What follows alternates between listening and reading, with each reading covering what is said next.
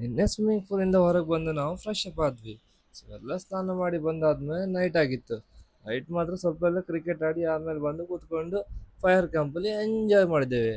Because ಅಲ್ಲಿ ಸ್ವಲ್ಪ weather ಸಹ ಕೋಲ್ಡ್ ಇದ್ದಿತ್ತು, ಅದರಲ್ಲಿ ಈ ಮಾತ್ರ ಫೈರ್ ಕ್ಯಾಂಪ್ ನೆಕ್ಸ್ಟ್ ಲೆವೆಲ್ ಹೇಳ್ಬೋದು. ಸೊ ನಮಗೆ ಟ್ರಿಪ್ ಅರೇಂಜ್ ಮಾಡಿದೆ ನಮ್ಮ ಆಫೀಸಿಗೆ ನಾನು ಗ್ರೇಟ್ಫುಲ್ ಆಗಿರ್ತೇನೆ, ಬಿಕಾಸ್ ನಂಗಂತೂ ನೆಕ್ಸ್ಟ್ ಲೆವೆಲ್ ಎಂಜಾಯ್ ಮಾಡಿದ್ದೇವೆ. ಆ್ಯಕ್ಚುಲಿ ನಾನು ಟ್ರಿಪ್ಪಿಗೆ ಹೋಗೋದು ತುಂಬ ಟೈಮ್ ಆಗಿತ್ತು ಮಾತ್ರ, ಇದು ಮಾತ್ರ ಸೂಪರ್ ಖುಷಿ ಆಯಿತು. ಅದಾದ್ಮೇಲೆ ರಾತ್ರಿ ಒಂದು ಊಟ ಮಾಡಿದ್ದೇವೆ. ಸೊ ಎಲ್ಲರೂ ಚಿಕನ್ ಬಿರಿಯಾನಿ ಊಟ ಮಾಡಿದ್ದೇವೆ. ಸೊ ಅದರಲ್ಲಿ ಮಾತ್ರ ನೆಕ್ಸ್ಟ್ ಲೆವೆಲ್ ಇತ್ತು ಫುಡ್ ಮಾತ್ರ. ಸೊ ಅದೆಲ್ಲ ಊಟ ಮಾಡಿ ಆದಮೇಲೆ ಸಹ ಸುಮ್ಮನೆ ಇರ್ತೇವೆ ನಾವು.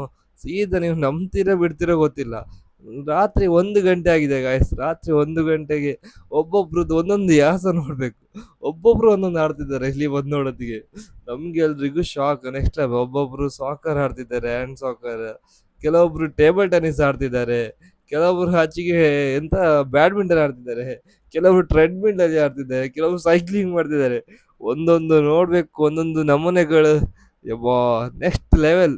ರಾತ್ರಿ 1 ಗಂಟೆ ಬಂದು ಇಲ್ಲಿ ಯಾರು ಈ ರೂಮಿಗೆ ಬಂದು ನೋಡಿದ್ರೆ ಮಾತ್ರ ಸೈಕಾತಾರೆ ಮಾತ್ರ.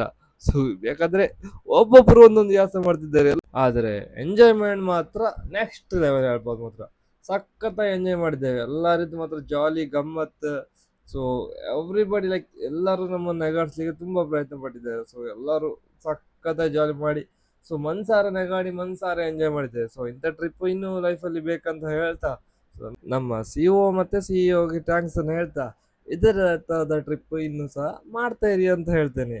ಸೊ ನಮ್ಗೆ ಮಾತ್ರ ಗಮ್ಮತ್ತಾಯಿತು. ಆಮೇಲೆ ರಾತ್ರಿ ರೆಸ್ಟ್ ತಗೊಂಡು ಬೆಳಗ್ಗೆ ಎದ್ದು ತಿಂಡಿ ಬಂದು, ಬೆಳಗ್ಗೆ ಮತ್ತು ತಿಂಡಿ ಇಡ್ಲಿ ಮಾತ್ರ ಇಡ್ಲಿ ಹೊಡೆದಿತ್ತು. ನನಗೆ ಮಾತ್ರ ಇಡ್ಲಿ ನಾನು ಸಖತ್ತಾಗಿತ್ತು ಹೇಳ್ಬೋದು, ಸ್ಮೂತಾಗಿ.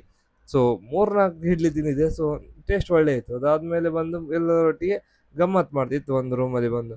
ಸೊ ಇಲ್ಲಿ ಮಾತ್ರ ನಮ್ಮ ಸಂದೇಶನ ಮಾತ್ರ ನಂಗೆ ಹೆದರಿಸ್ಲಿಕ್ಕೆ ಟ್ರೈ ಮಾಡ್ತಿದ್ರು. ಅವ್ರದ್ದೊಂದು ರಿಯಾಕ್ಷನ್ ಕಂಡು ಹೆದರ್ಕೊಂಡ್ರ, ನನಗೆ ಸಹ ಹೆದರಿಕೆ ಇತ್ತು ಸಡನ್ಲಿ. ಸೊ ಹೆದರ್ಕೋಬೇಡಿ ಆ ಥರ ಪಾಪದವ್ರೆ. ಇನ್ನು ಮತ್ತೆ ನಾವು ಇಲ್ಲಿಂದ ಎಲ್ಲಿ ಹೋಗಿದೆ ಅಂತ ಗೊತ್ತಾಗಬೇಕಾದ್ರೆ ನಾಳೆ ವಿಡಿಯೋ ತನಕ ವೇಟ್ ಮಾಡಿ. ತನಕ ಫಾಲೋ ಮಾಡೋದಂತೂ ಮರಿಬೇಡಿ.